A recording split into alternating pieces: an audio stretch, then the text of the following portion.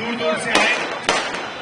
हमारी यात्रा, हमारी न्याय यात्रा मणिपुर से महाराष्ट्र तक जारी है और आपने इसमें अपनी शक्ति दी, इसके लिए दिल से धन्यवाद।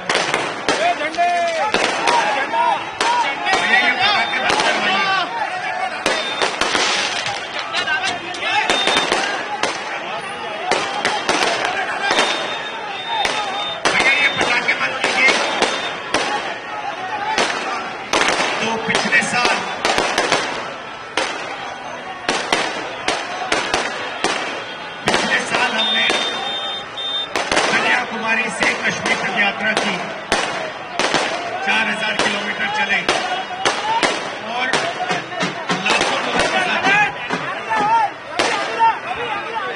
सेल्फी का जमाना है तो हर रोज हजारों लोगों के साथ सेल्फी होती थी, बातचीत होती थी। और उस यात्रा का लक्ष्य था कि जो देश में भाई को भाई से लड़ाया जा रहा है, धर्म को धर्म से लड़ाया जा रहा है, जात को, प्रदेश को, सबको बांटा जा रहा है, उसके खिलाफ खड़े होने का लक्ष्य। और यात्रा ने बहुत अच्छा मैसेज भेजा और उससे मुझको भी 2-3 बातें समझ आई। पहली बात कि ये देश जो है ये मोहब्बत का है, ये नफरत का है ही नहीं। और अगर मोहब्बत फैलती है और फैलाई जाती है तो उसका कारण अन्याय है। अगर देश में अन्याय बढ़ता है तो लोगों को डर लगता है, तो उनको लड़ाना बहुत आसान हो जाता है। इसलिए हमने दूसरी यात्रा में भारत जोड़ो न्याय शब्द जोड़ दिया। और आज मैं आपको 2-3 तरीके के अन्याय के बारे में बोलना चाहता हूं।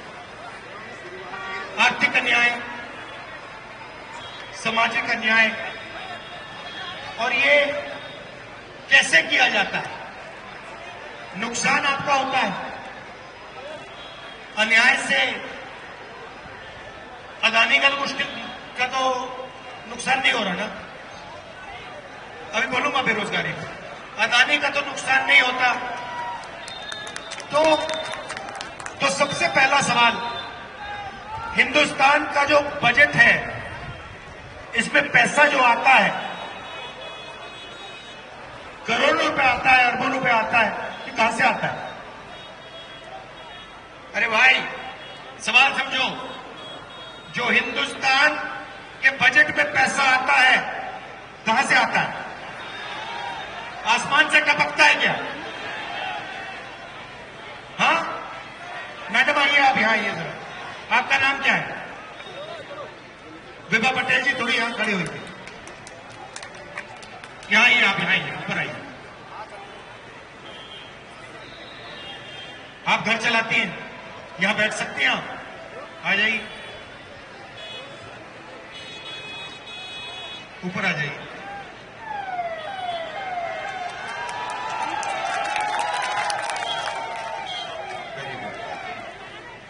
अब देखिए, तो जीएसटी से पैसा आता है। पटेल जी आपने ये साड़ी खरीदी और हिंदुस्तान के सबसे बड़े अरबपति ने ये साड़ी खरीदी, जीएसटी आप ज्यादा देंगे वो ज्यादा देंगे?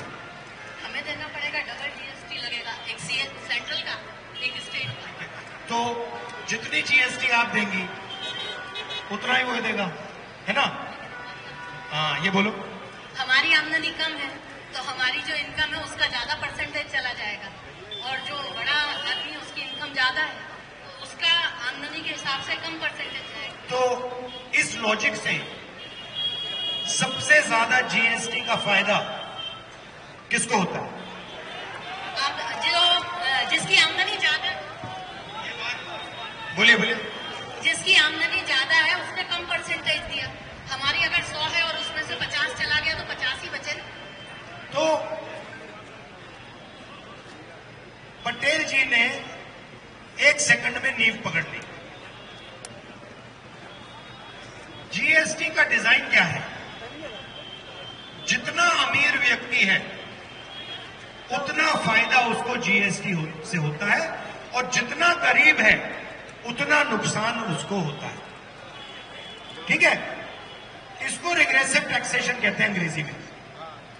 रिग्रेसिव टैक्सेशन मतलब जो सबसे कमजोर होता है उस पर सबसे ज्यादा बोझ पड़ता है, और जो सबसे मजबूत होता है उस पर सबसे कम बोझ पड़ता है। तो जीएसटी का लक्ष्य आप समझिए, गरीबों के जेब से पैसा निकालना और अमीरों के जेब में डालना है जीएसटी का लक्ष्य। अब दूसरी बात, हिंदुस्तान में पिछड़े वर्ग की आबादी कितनी है? देखो, मैंने सवाल पूछा और एग्जैक्ट जवाब कोई नहीं दे पा रहा। नहीं, कोई 56 कहेगा, कोई कहेगा 50, कोई कहेगा 40, कोई कहता 65, मगर सही जवाब नहीं दे पा रहे हो। उसका कारण है, सुनिए, सही जवाब कोई नहीं दे सकता। अगर आपने मुझसे पूछा, मैं भी नहीं दे सकता। क्यों? क्योंकि जाति जनगणना नहीं हुई, मतलब देश का एक्सरे नहीं हुआ है। इसलिए जब हम ये सवाल पूछते, कोई कहता है 55, 50, 60, मगर मान के चलते हैं कि 50%, तकरीबन 50% ओबीसी है। ठीक है? दलित कितना है? दलित की आबादी लोगों को मालूम है 15% है। आदिवासियों की आबादी लोगों को मालूम है 8%, 9% के लोग। ठीक है? तो मुझे बताओ, 50 और 15 कितने हुए भाई? 50 और 15 65, और 65 और 8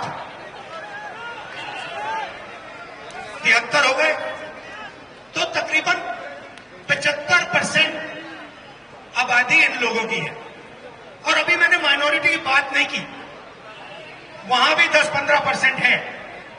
ठीक है? मगर अभी हम 75% की बात करते हैं। तो 75% जीएसटी देता है, सबसे ज्यादा जीएसटी देता है। उसमें आप 5, 7, 8% गरीब जनरल कास्ट के लोग जोड़ दो, वो भी देते हैं। तो सब मिला के ये तकरीबन 90% हो गए। अब मैं आपसे पूछना चाहता हूं, आप मीडिया के मालिकों की लिस्ट निकालो। मैंने निकाली है, अगर आप देखना चाहते हो मैं आपको दिखा दूंगा। ये बिके वाला बात है, उस पर हम बाद में आएंगे। मगर लिस्ट निकालोगे तो आपको दिखेगा कि 90% में से मालिकों में आपको एक नाम नहीं मिलेगा, एक ओबीसी नहीं मिलेगा, एक दलित नहीं मिलेगा, एक आदिवासी नहीं मिलेगा, एक गरीब कास्ट का, जनरल कास्ट का नहीं मिलेगा। वही 10-15 लोग, 20 लोग, 30 लोग की लिस्ट है। अब देश में सबसे बड़ा मुद्दा कौन सा है? बेरोजगारी, राइट? दूसरे नंबर पे कौन सा है? पहले नंबर पे बेरोजगारी, दूसरे नंबर पे महंगाई, तीसरे नंबर पे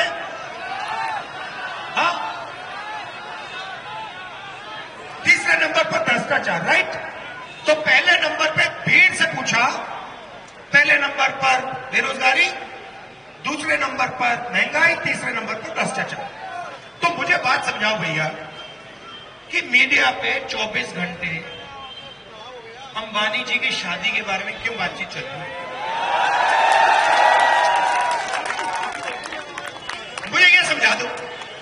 या फिर टीवी देखोगे तो आपको बॉलीवुड के स्टार दिखाई देंगे, या फिर कभी आपको क्रिकेट के बारे में बोलेंगे। मगर जो आपकी जो मुद्दे हैं, 75% के मुद्दे, उसके बारे में तो बोलेंगे नहीं। क्यों? क्योंकि आपका मीडिया पे कोई कंट्रोल नहीं है। मीडिया 5-7% की है। भैया मुझे बात बताओ, सीधी सी बात बताओ, आपका नाम क्या है? भूपिंदर सिंह जी। अगर मीडिया आपका होता तो आप अपने बेटी की शादी मीडिया पे नहीं लगाते क्या? वही तो हो रहा है। तो मीडिया किसानों का नहीं है, मजदूरों का नहीं है, दलितों का नहीं है, पिछड़ों का नहीं है, अरबपतियों का है। ठीक है, अब आप कहोगे भैया, आप 75% कहेंगे भैया हमें तो मीडिया चाहिए नहीं। आप कह सकते हो, आप कह सकते हो नहीं भैया हमें मीडिया में मालिकाना हक नहीं चाहिए। तो फिर मैं आपसे पूछूंगा भैया ठीक है बताओ, मीडिया में नहीं हो तो फिर हिंदुस्तान की 200 सबसे बड़ी कंपनियों की लिस्ट निकालते हैं, उनके मालिकों की लिस्ट निकाल देते हैं। है मेरे पास, दे दूंगा, अभी करता हूं, ठहर जाओ। तो उस लिस्ट में मुझे बता दो 75% के कितने,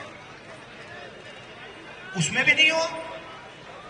ठीक है, आप शायद कहो नहीं भैया हम उसमें भी नहीं जाना चाहते, हम पिछड़े लोग हैं, हमें ये नाम दे रखा है, हम उसमें नहीं जाना चाहते। तो फिर मैं आपसे पूछूंगा भैया प्राइवेट अस्पताल जो है जिसमें हिंदुस्तान का स्वास्थ्य का बजट जाता है, उसमें आपके कितने? कोई नहीं। फिर मैं आपसे कहूंगा भैया इलाज तो आप कराते हो, जब आपके परिवार में कोई किसी को दिल का दौरा पड़ता है, इलाज तो आप कराते हो, लाखों रुपए देते हो, जीएसटी भी आपकी, इलाज का पैसा भी आपका, जमीन भी आपकी, आयुष्मान कार्ड भी नहीं चलता।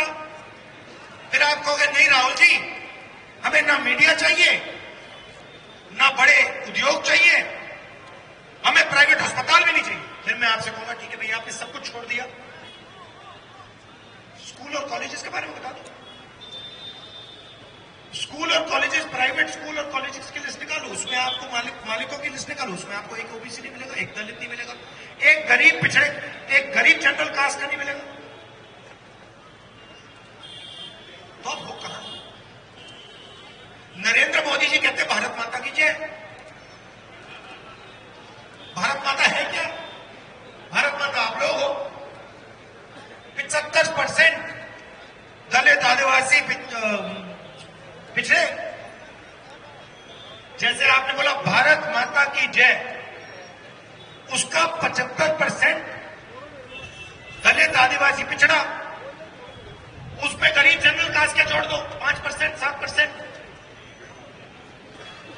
तो आप भारत माता की जय में हो कहां? आपसे रोज कराते हैं जन गण मन, आप गाते हो, झंडे को सैल्यूट देते हो, मगर आपके लोग हैं कहां? मैं बताता हूं,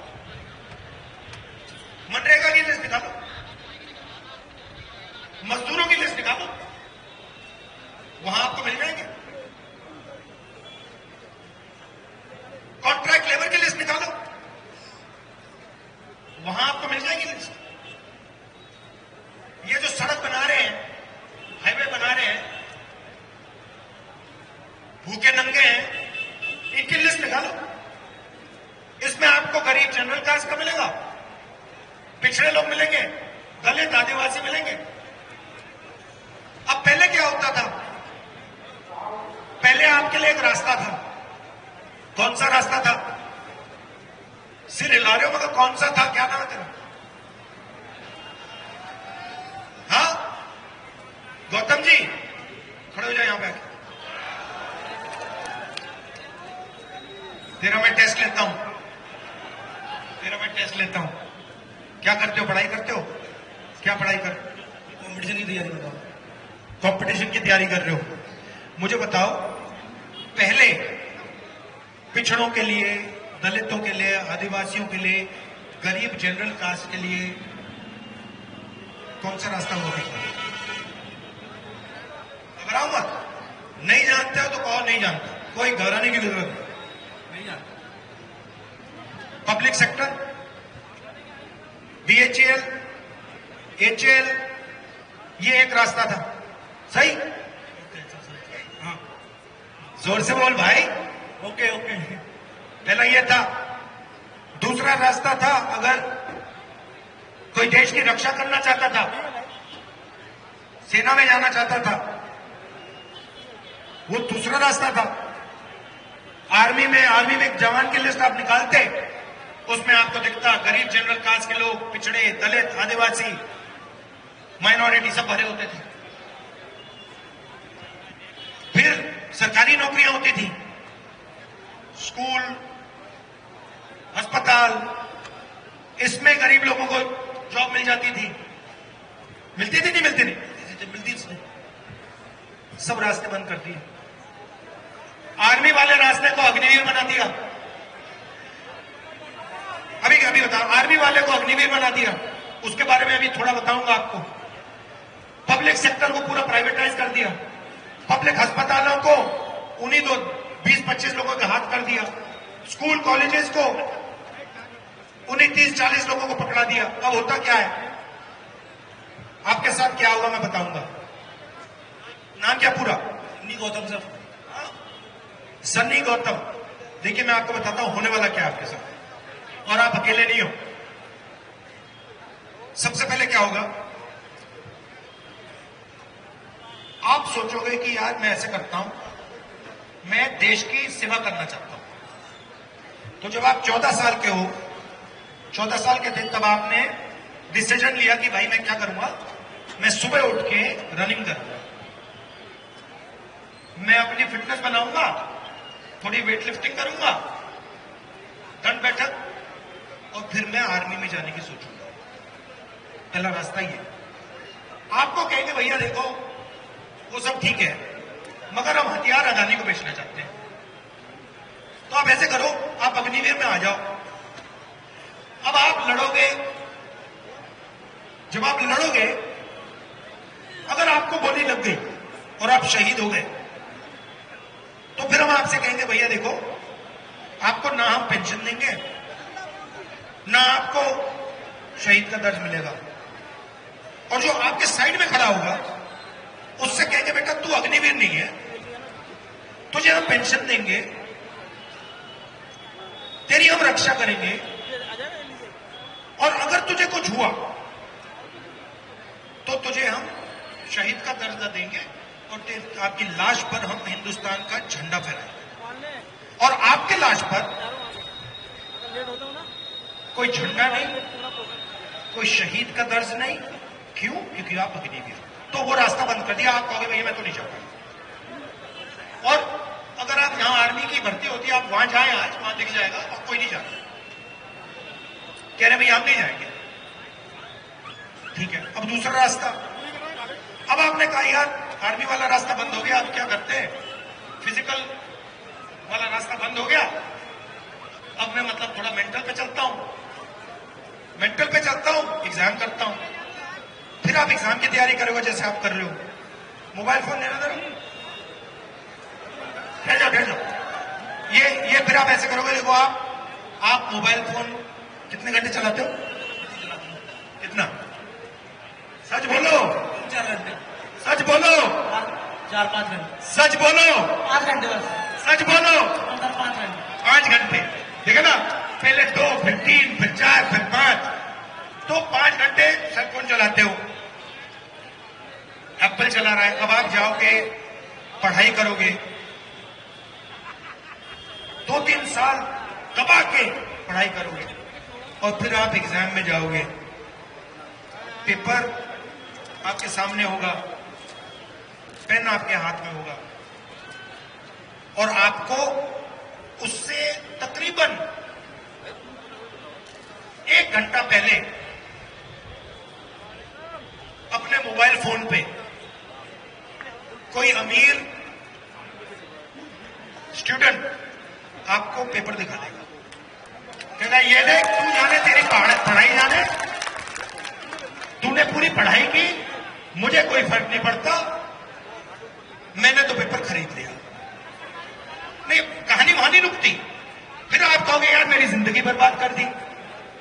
आपसे कहेंगे देखो भैया अब रोजगार छोड़ो, आपका पेपर लीक हो गया, सारा मामला ठप हो गया, ये रास्ता भी बंद।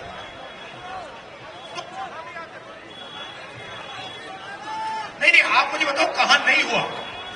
आप मुझे बता रहे हो कहां हुआ, आप मुझे बताओ कहां नहीं होता लीक। सब जगह लीक होता है।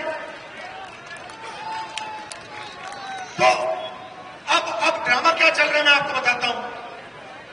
अब ड्रामा क्या चल रहा है,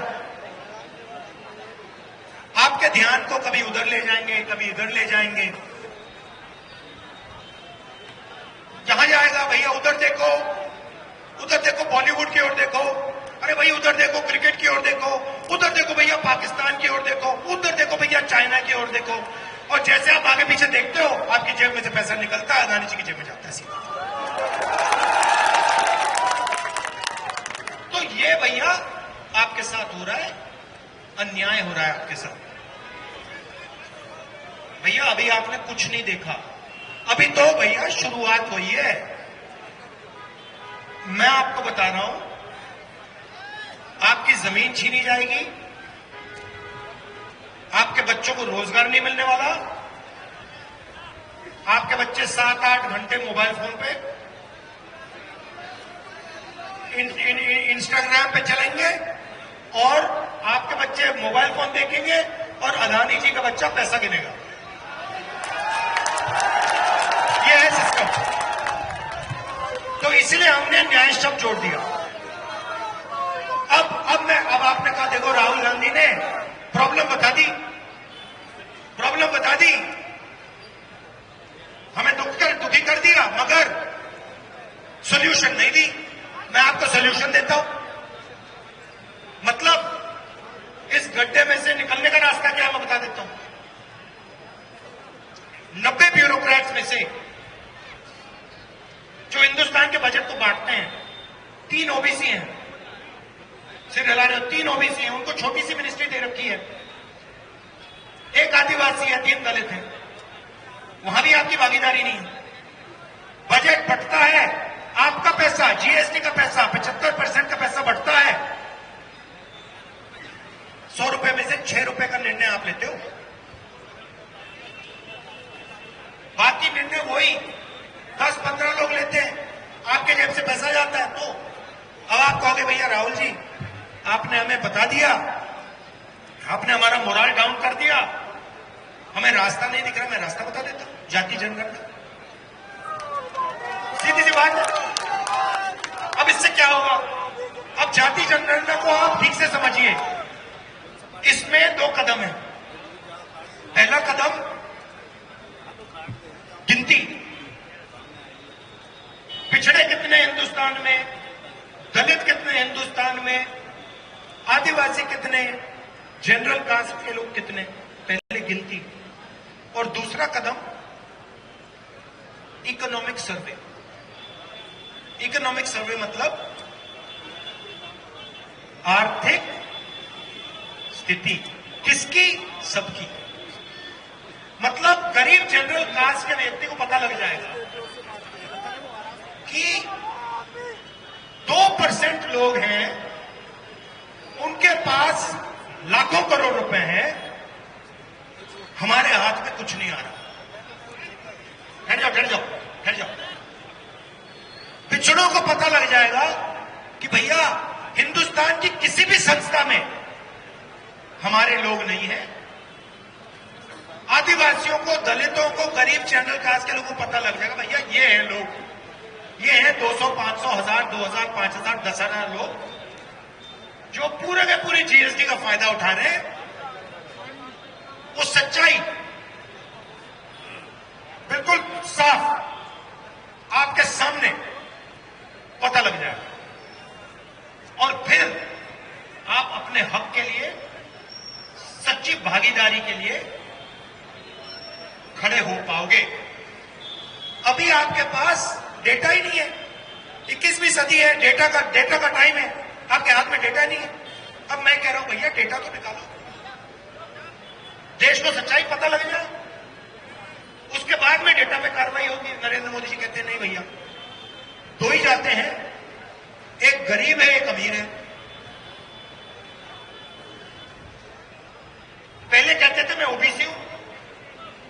दूसरी जात का हूं। अब कहते हैं ओबीसी तो है ही नहीं, अब सिर्फ गरीब है और अमीर है।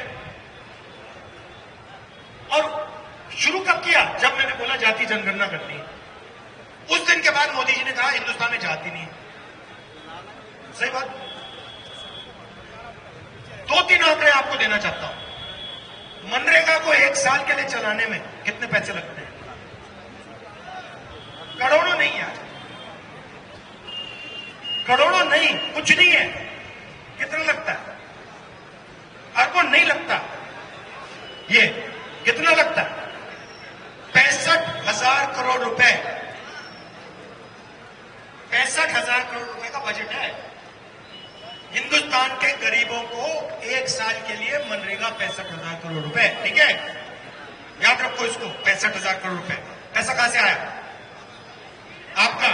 मैडम पटेल जी, आपने पैसा डाला था उसमें, टैक्स का, जीएसटी का। जब आपने ये साड़ी खरीदी, आपने उसमें मनरेगा का पैसा डाला, 65,000 करोड़ रुपए। 10 साल में नरेंद्र मोदी जी ने 100 लोगों का 16 लाख करोड़ रुपए माफ किया है।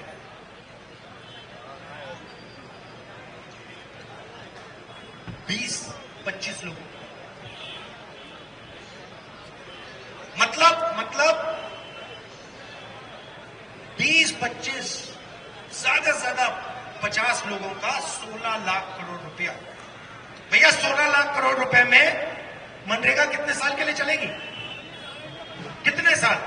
अलंकार कैलकुलेट करके बताओ मुझे।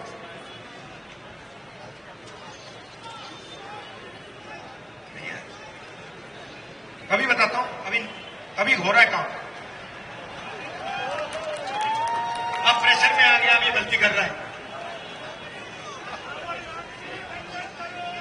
हाँ? 24 साल। कितना? 24 साल मनरेगा का पैसा नरेंद्र मोदी जी ने 20-25 लोगों को दे दिया। और फिर ना बताऊं, वही है अदानी, अंबानी, वही है ना। अब 20-25 साल का पैसा दे दिया और फिर नरेंद्र मोदी जी पार्लियामेंट में खड़े होते हैं और कहते हैं मनरेगा बिल्कुल बेकार योजना है, इससे आदत खराब होती है। तो मेरा सवाल है, जब काम करने के लिए गरीब को 65,000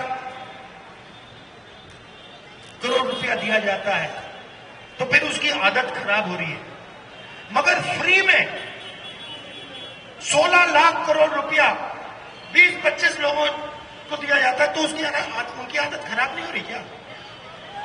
उनकी आदत खराब नहीं हो रही क्या? वो आलसी नहीं बन रहे क्या? तो सारा का सारा बात देखिए, ये यहां पे पुलिस वाले खड़े हैं, आपको मालूम है नई राइफल आई है? मालूम है? देखो, आपकी राइफल पहले इंसास राइफल हुआ करती थी, है ना? 9mm की आपकी पिस्तौल होती थी, है ना? वो सरकारी कंपनी बनाती थी, इंडियन ऑर्डिनेंस फैक्ट्री वो बनाती थी। अब उनको परे कर दिया, अब नई राइफल आई है, अदानी वाली राइफल है। अब वो उसको आप ये घूमोगे, उस पर लिखा होगा अदानी एंटरप्राइज। अच्छा, वो बनाई उसने नहीं है?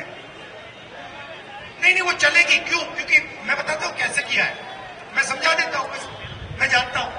वो इजराइल की एक कंपनी है, उसकी राइफल ली, उसका और अदानी का जॉइंट पार्टनरशिप बना दी और अदानी जी ने वेबसाइट खोला, क्या कि भैया देखो हम राइफल बना रहे हैं। राइफल वो इजराइल में बन रही है, इजराइल की है। अब हिंदुस्तान के सारे सैनिक, चाहे वो अग्निवीर हो, दूसरे हो, उनके पास अदानी राइफल जाएगी। ये जो हमारे पुलिस के हैं, डीएस सिकरवार जी, ये भी अदानी राइफल लिए घूमेंगे। अच्छा, फिर हम कहेंगे भैया सिकरवार जी एक बात बताओ, ये जो आपकी गोलियां हैं ये कहां से आई? फिर ये आपको कहेंगे, खोल के दिखाएंगे, कहेंगे भैया ये भी अदानी की। फिर एक दिन हम पूछेंगे भैया ये जो आपने जैकेट पहना बुलेट प्रूफ वाला, ये कहां से आया? तो ये भी अदानी से आया भैया। भैया बूट कहां से आए? भैया वो भी अदानी से आए। अब हो क्या रहा है? अब जैसे आपका नाम क्या था, कहां गया वो? अभी करते हैं। आपका नाम क्या है? करण। अब मान लो करण ने सोचा कि यार मैं छोटी सी कंपनी चलाना चाहता हूं, मैं हिंदुस्तान की सेना के लिए हथियार बनाना चाहता हूं, तो उसको बैंक लोन नहीं देगा, उसकी मदद नहीं करेंगे। तो अदानी जी ने क्या किया? मोदी जी ने, अदानी जी ने मिलकर उनको बेरोजगार बना। जॉब किसको गई? इजराइल वाले को। माल किसका बिका? चाइना का, इजराइल का। फायदा किसको हुआ? अदानी को, चाइना के युवा को। नुकसान किसका हुआ? आप सबका। तो ये है सिस्टम। ये मैं आपको समझाना चाह रहा था, बताना चाह रहा था। आपने इतने प्यार से मेरी बात सुनी, मतलब एक शब्द नहीं बोला आपने। ये मध्य प्रदेश का मजा है। तो मैं आखिरी बात बोलना चाहता हूं, अपनी लाइफ में, सुनो, अपने लाइफ में कांग्रेस पार्टी, लोग कहते हैं कांग्रेस पार्टी की क्या विचारधारा है। मैं आपको बताता हूं, अपनी लाइफ में भाई के साथ, माता पिता के साथ, बच्चों के साथ, दूसरों के साथ नफरत के बाजार में मोहब्बत की दुकान खोली। हमारा काम नफरत को मिटाना है, हिंदुस्तान को जोड़ना है, रोजगार लाना है, बिल्कुल अधर्म को हटाना है। बहुत बहुत धन्यवाद। नमस्कार। जय हिंद।